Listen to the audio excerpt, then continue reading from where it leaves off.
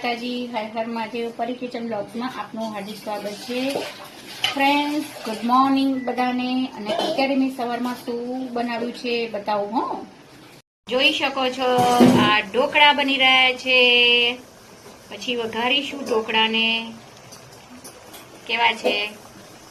ગુજરાતીઓમાં બધાને ઢોકળા વધારે ભાવે. હો, લગભગ ગાંઠિયા ને જલેબી ને ઢોકળા ને થેપલા ને આ બધું તો હોય જ અમારા ગુજરાતીઓમાં. નહીં તો એના વિના બધા નાસ્તા અધૂરા લાગે.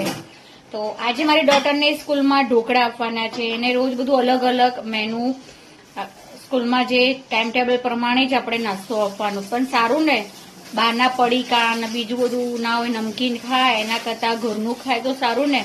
તો બસ આજે ઢોકળા છે અને બીજું કંઈક ઓપ્શન બી છે. તો મેં કીધું લાવ આજે ઢોકળા જ બનાવી દઈએ. તો બસ હજી તો કેમ થાય છે ઢોકળા? તમને બધાને ઢોકળા ભાવે છે? લાઈક અને કોમેન્ટ આપજો અને કહેજો હા ભાવે છે. જય શ્રી કૃષ્ણ.